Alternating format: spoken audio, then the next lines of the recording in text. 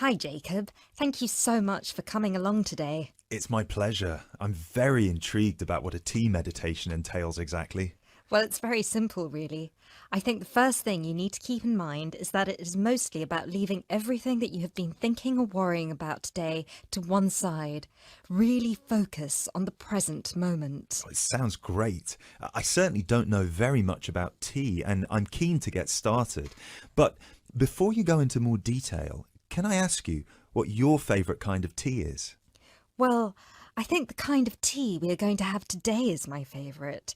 It is pu'er tea from Yunnan province in southern China. What makes this tea special?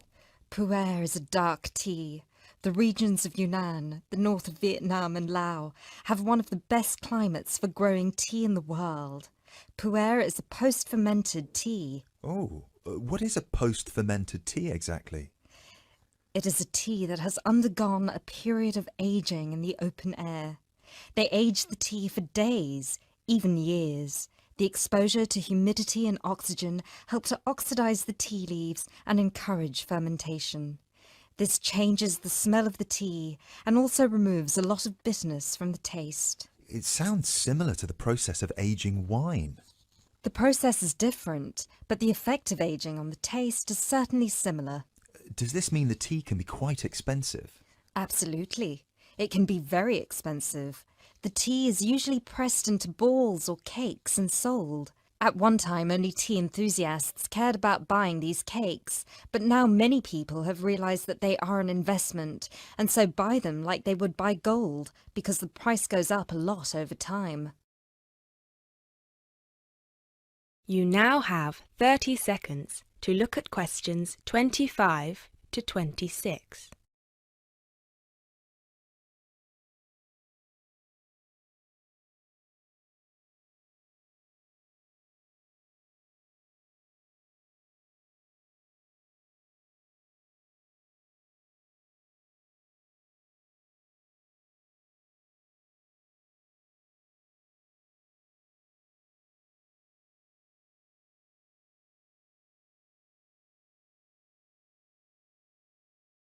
So now I want you to focus on clearing your mind of anything other than this present moment. Let go of any concerns.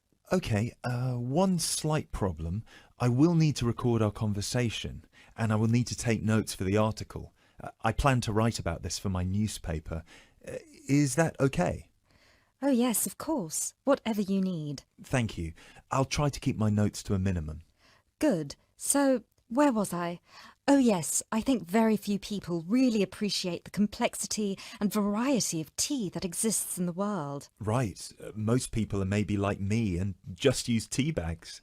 Exactly, and with a tea bag, the tea is trapped inside and cannot move around freely. You can really taste the difference drinking a brewed tea that was free to move around through all the water. So, do you ever use tea bags? Never. You now have 30 seconds to look at questions 27 to 30.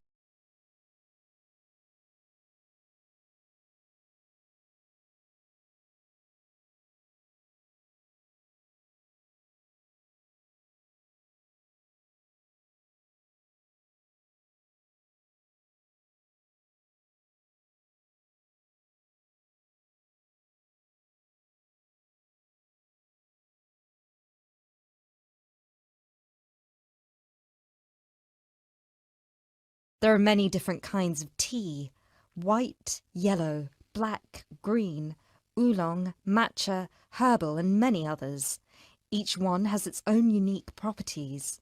To fully experience what each tea has to offer, you must brew it in the correct way. I also believe in only drinking tea that is picked and sorted by hand, rather than using mechanical processes.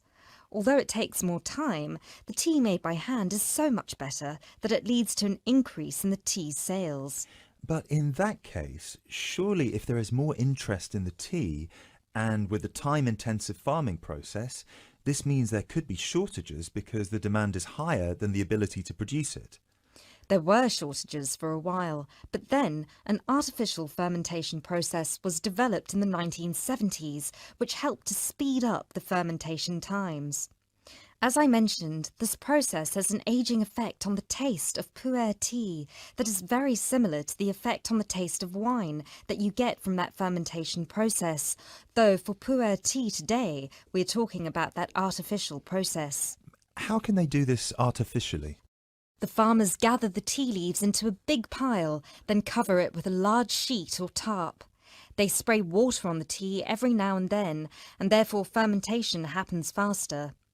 Usually, the tea is left for 30, 45, 60, or even 90 days still. The farmer will check the tea every few days, and just by the feel of the tea, he knows whether it is ready or if it needs more time. Wow, that sounds like a fascinating process. I never realised that there was such a science behind producing tea. Well, now you are ready for the best part, the tasting of it. That sounds like a very good idea to me. So what I will do now is boil the water, and we can begin our meditation. What does that entail? We need to focus on only two things. The first is your mind and body. Forget everything that you have been worrying about today. Forget about what you have to do later on, or what somebody said to you earlier. Focus on your breathing and on how your body feels. If you have aches and pains, acknowledge them. Pinpoint where there is tension in your body and try to release it. Oh, yes, I can really feel tension in my shoulders. Let it go.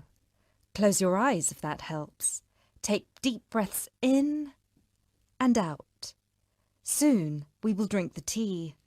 When you drink it, think about the taste and how it feels on your tongue. Is it easy to swallow the tea, or do you need to gulp it? Can you brew the tea leaves more than once? Oh yes, you can brew some teas more than 10 times. Now we will shift to noble silence, focusing only on ourselves and the tea. Enjoy.